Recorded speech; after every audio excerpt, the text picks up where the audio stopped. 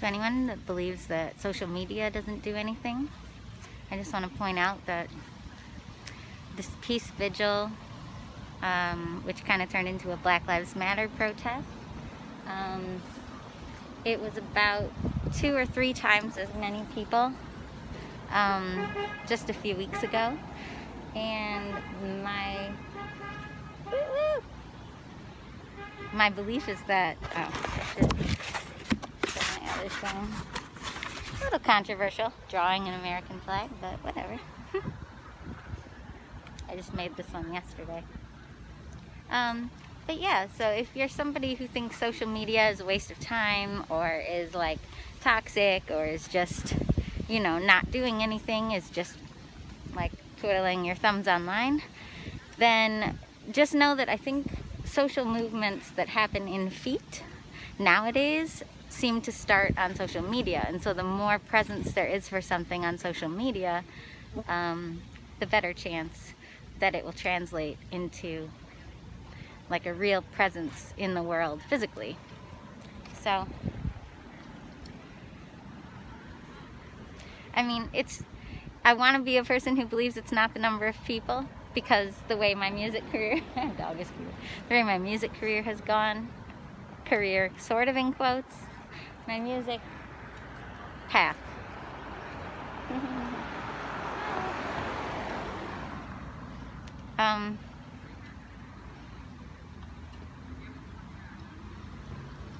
My music artistry, I don't know, whatever you want to call it. Anyway, the way it's gone has not been about the number of fans.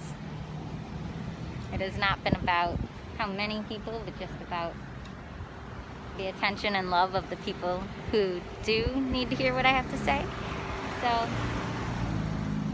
I have to believe that even a small number of people, if they're focused and they do something, makes a difference. So I'm fine with it being fewer people, but I guess I just suddenly felt inspired to say social media does have an impact, and the more people share about things online when they're bored at night at 11 p.m., midnight, the more people express their beliefs and speak from the heart online, the better chance that has of rippling into actions like this, or of rippling into policy, in voter turnout, so many things. So if you're one of those people that thinks social media is just the matrix and we're all wasting our lives inside the matrix, I would argue that this is tangible proof that no, the more we share and talk about things and don't let them die down, the more pressure that puts on people to do the right thing and to show up and to acknowledge all ways of being and acknowledge, people who are different than themselves. I know I made the stars wrong. They're supposed to be like alternating. I think I read, I looked at it again. Anyway, you don't need to hear me talk about how to design the stars. Yeah. So, in case you need to hear it today, Black Lives Matter. Indigenous lives matter. Women matter. People of color matter. Lesbians, gays, transsexuals,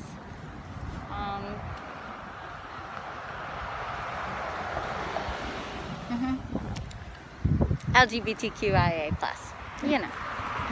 Straight people matter too. I mean, it's just that goes without saying. I don't know. If you're someone who doesn't get that point, then I guess I'll say it, even though it's really unpopular in liberal circles to say this, but of course white people matter too, and of course straight people matter too. It's just that was never in question. That's just super obvious from society, that straight people and white people have a lot of rights and privileges. So, and they're also the majority. So you don't need to stand up for that. It just is obvious. It's the reason that people who feel minoritized, or who actually are a minority, feel the need to stand up, because they know what it feels like to not be part of that privilege and ease that so many people experience. So, I don't know. I would also like to add trauma survivors to the list, because, and anyone with any mental health issues, because we live in a very ableist society, or anyone with physical disabilities. We live in a very ableist society that believes in pull yourself up by the bootstraps, but like, what if your ankle's broken? Or what if you have severe arthritis in your hands? I'm trying to use body parts that go with the pull yourself up by the bootstraps metaphor. But, you know, it's important to think about those things, to think about what it feels like to be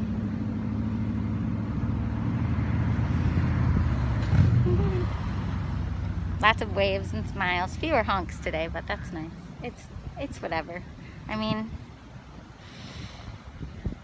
similar to why I do music, I don't do this for the horns and waves and peace signs. I mean, I at first did because I wanted to see evidence that my town didn't suck. And it's true, it doesn't. A lot of people are in support of these movements. They're just a little less outward about it, which is like how I used to be. Very introverted, very wounded. So, anyway. If you don't understand the concept that we don't need a protest or a movement for the 80%, whatever is the mainstream. We don't need a protest or a movement for, like, a music metaphor would be like, for an artist who has millions of followers already. You don't need a movement, like there's a DIY underground music movement for people whose music is not mainstream and is weird or is of a strange genre. But there isn't like a mainstream music underground movement. Why would there be? It's mainstream. They have their millions of followers. And I think that's the confusion too. Like, people who are underground or who are the minority or minoritized, like, they don't necessarily want to switch places. They just want to be considered as someone who has value. They often, I mean, at least I can only speak for myself on this, but I like my weirdnesses. I like the ways that I'm different from the normal. I like the ways that I am abnormal. I don't mind it. So I just want to be, if not respected, then I want to be tolerated. And if not tolerated, then like left alone. Like, I just don't want to listen to you complain about me. And sometimes that's in my hands. Like, I purposely don't go on like Fox News message boards to find out all the ways that I'm letting down society by being weird, or, you know, whatever idiosyncrasies I have. Anyway, and a lot of my issues, my trauma, is something I can hide. So I can pass for normal if I need to. Normal's disgusting. I shouldn't have said that. I guess what I mean is I can pass for mainstream. I can pass for privileged, despite all the trauma that I've lived through, and despite the weird ways that I live in processing all the trauma that I've lived through. But anyway, I'm gonna put my other sign on. And that's just my thing that I added. Trauma survivor to intersectionality issues. I think that it's an important one because there are some spaces I was in where I was treated like no one said it, but treated like just a white woman, and white women were getting a bad rap for a while, called Karens and other things. And even if I have some aspects of me that are like that, that's okay. But I also have this intersectionality of a trauma survivor who understands what it's like to not be able to just, I don't know, be whatever that thing is. Mainstream, defensive, whatever it is that's being criticized. And I don't even want to criticize Karens, because everybody's out there trying to learn, and some people learn by arguing. And it's a kind of difficult environment to learn in, where we're all encouraged to learn, but we're also being criticized for the ways that we're trying to learn and grow. So, you know, if that's you, take heart. Know that it's not really personal. It's more like, I think it's just epidemic, where that, like, if things get really crazy and suddenly there's a sudden surge of people interested, if there's a sudden surge of people interested in learning from, say, particular black female leaders, or certain trans women who have a lot to say, and if they suddenly, because of a social movement, suddenly flood their site with questions and debates and things like that, I think that just overwhelms people. And so it's come off like, you know, it's come off a little bit like people want growth, and they want change, and they want people to grow and change. But then if you try to grow and change and you have questions in the process, sometimes you're criticized for the questions, or you're told to stop asking questions and do research on your own. But some people just won't then. They might just shut down. And that was a little bit my experience when I was feeling my most vulnerable in early June. And I was looking for permission to be weird inside how I was learning and growing, and I didn't get that permission from the places that I was looking for it. And I wasn't asking directly, but it was just a sensed thing, that there was almost an irritation with the number of white people flooding some of these spaces. Woo-woo! And so I had to step back a little bit, because I was like, well, I don't want to be part of the problem just because I'm desperately and maybe suddenly trying to grow and change, because that might be overwhelming the systems that are trying to make the change. So it is what it is. Woo-woo! You know, I live in small town Grand Haven, Michigan. I didn't know this town was as progressive as it is. But I've really learned that through standing up for people that I believe deserve to not only have a voice, but have a really strong place in society.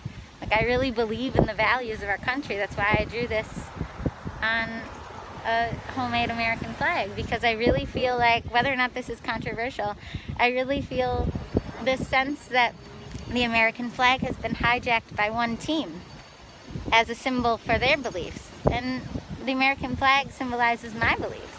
And how many times have we changed the number of stars? Why can we only change our country and our country's flag when we've like conquered something? Like, oh, we got another state. This state joined our union. Why can we only change for things like that? Why can't we change for things that are also beautiful for everyone to feel seen and to be a part of, and to feel like this country represents them?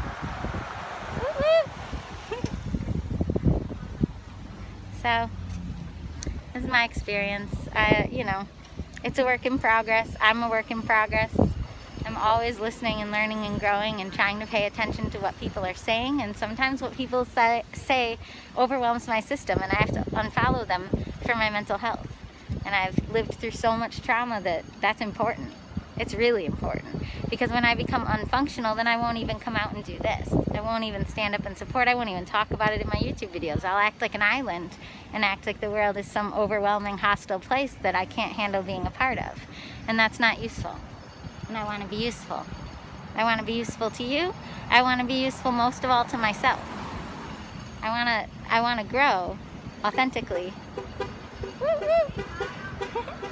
Colorado plates, Oklahoma plates, Michigan plates. I live in a very tourist town, and so it's a diverse cross-section of people. And I mean, we probably mostly attract affluence because you have to have money to go on a trip and stay in a cottage or whatever, but affluence doesn't mean not progressive at all. Sometimes I think that I'm unwilling to make any more money than I make, because then I would just have to keep thinking of ways to give it back. You know, there can be comfort in living a very paycheck to paycheck kind of lifestyle, and a very quiet, write songs and take bike rides and go on your little cheap $150 kayak on the lakes and buckle down in winter and record music, and just don't really have any needs. Don't really do anything that has financial needs. And you know, we rent our house, we don't own. There's just so many ways that I feel like if I wanted to, I could be more affluent, or I could try to be. But if I do, that's a responsibility. With great power comes great responsibility. So if I make more money, then I'm going to want to figure out ways to share it. And I think that's why there are a lot of wealthy progressives. Because some progressives understand that the way to fight greed is to attract a lot of wealth and then distribute it to places in need, or places that deserve it, that maybe aren't getting the attention that they deserve. So I think it's a wealth issue when it comes to the 1%, but it's not a wealth issue when it comes to the 99%. I think that there are progressives and conservatives on both sides. I also do believe in a lot of conservative values. A lot of what the pandemic has taught me is that some of what conservative values are is just sameness. Like, I have my house, I have my neighbors, I have my friends. Like, it's just kind of a love of simplicity sometimes. Like, these are my grandma's values, my parents' values, so they're my values, and woo woo. And I don't think that's inherently a bad thing. I don't believe so 100% in change that I believe that you need to, like, violently with the pliers rip open the flower that's trying to bloom. I'm getting my mask in my mouth. I don't think you have to rip open everything that's trying to bloom. I believe in change being a natural and organic thing. So the same way I don't think conservatives should resist change, I don't think progressives should aggressively force change. I think that lots of peace signs. Yeah.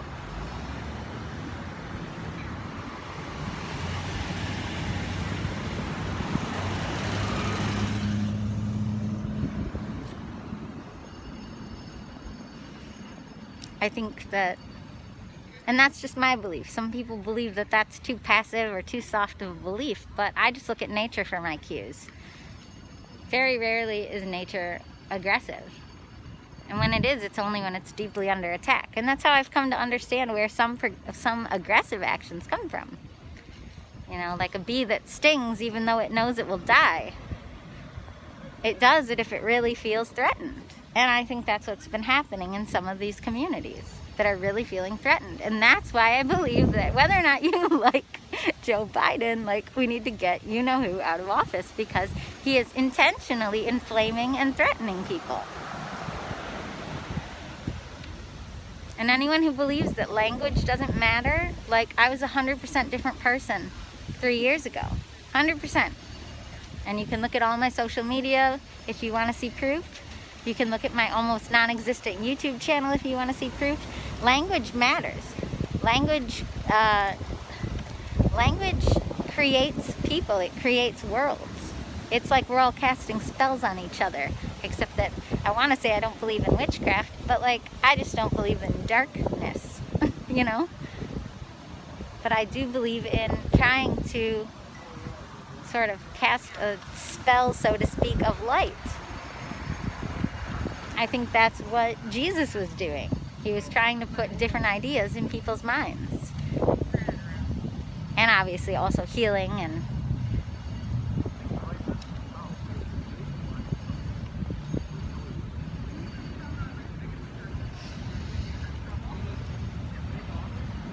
I think a lot of us feel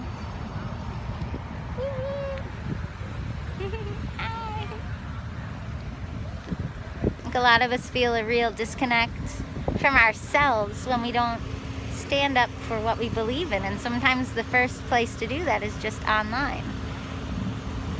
Hi, puppy. Well, that's what my premise is right now. Peace, love. I put liberty in parentheses. I think a lot of people don't understand what liberty is, or they don't think about that word. But liberty, I think, connects to liberation.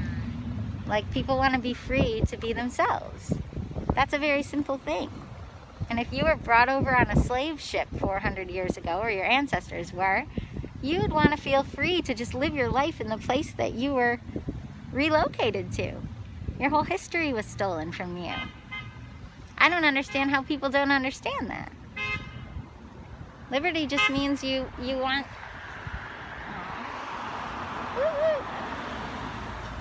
Normally I just wave or throw a peace sign, but both my hands are full right now. So I'm randomly saying woo woo, whatever. I guess I'm a car horn. So yeah, so liberty and justice. And I say love because I like the word love. Like, if we really love our neighbor like the Bible says, then we would let them be themselves. And I know some people believe that if we really love them, that we would lead them to our beliefs, if we believe that our beliefs are truly what will save humanity. But God is God, and you're a person. And I understand that the Bible tells us to not be afraid to spread the gospel, but an example of that might be how I speak freely right now. I speak freely that I believe in God, but I also speak freely about this because it's an area where I think that some churches and some Christians are not having integrity.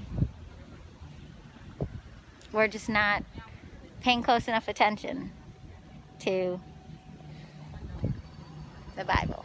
I don't know. I mean, I'm making tons of mistakes too. I read Taoism for a long time and it basically said not to speak so much, and then here I am talking constantly, so we all have problems. Anyway, that's my video. Bye! Oh, I was going to read the rest of it. And justice for all. All. Exclamation point all. Exclamation point with a heart.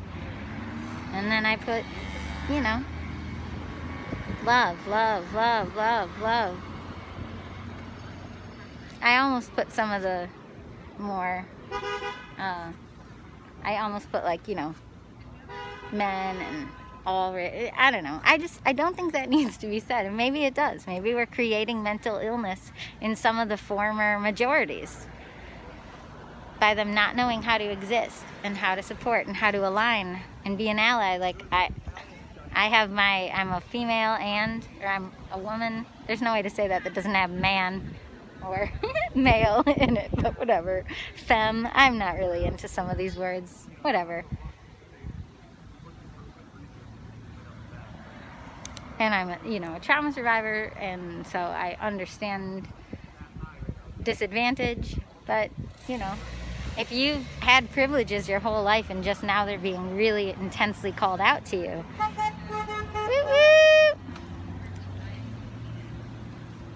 then there's not really space for that right now. So my heart is with you too. I just don't put you on the sign because it's always been your world. I went to a 4-year music conservatory where all we did is talk about white male composers. That's insane. That's completely insane. I'm sure women were writing music. My whole life performing, I only performed music by white male composers. That means history is being written by white males, and anyone else who was doing anything, it wasn't preserved. That's insane. What motivation do I have to do anything with my life if I'm just going to be erased from history because I'm a woman? That's insane. That does need to change, and I hope you can see that. And it already is changing. So I hope you can see that that has value. And if you're quote-unquote lucky enough to have gotten to live as a white male while being taught the white male history, then maybe you didn't even see it. Maybe it wasn't even a thing. Maybe you felt bad for people like me your whole life, where I was a bright little spark plug, but kind of left out from certain conversations because I was a woman. And maybe you thought I was so great or so fill in the blank for a woman or for a girl when we were kids. But that's crazy. Why couldn't I have just been so great? Period. Being a sort of loudmouth, opinionated woman or really bright A+ student, like all those things, it was not comfortable. Because those were not the typical roles that women were asked to play in this society. So, lots of smiles, not from the dog, but from the woman driving the car. People really do care. They're just afraid, or they have different priorities, and I can't judge that. It'd be like if all the people who tell me I need to make more money and support myself a little easier so that I'm not a burden on them or on society or something, if they all thought I need to spend a lot more time, they thought I needed to spend a lot more time on my finances instead of writing songs, then I would know that they're wrong for me. So I try not to judge if people do whatever they can. If all they can do is drive past a thing like this and honk their horn, or like those people, they're like at a wedding and they're clapping. That's really cute. And that woman's waving.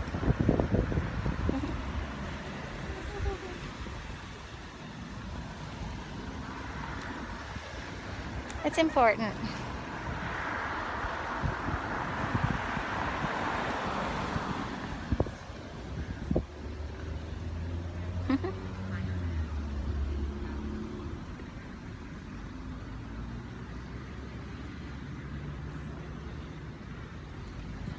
Well, that's my message. Oh yeah, justice for all. You got, oh, I said that part.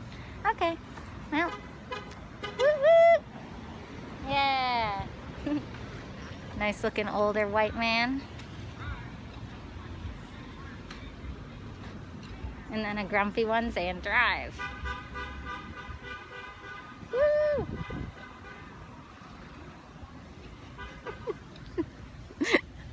Well, like I said, it's okay that it's smaller than it was a few weeks ago.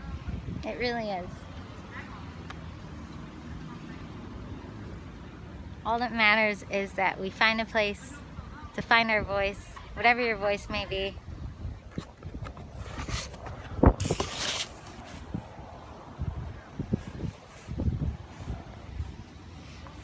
All right, have a great day. Bye.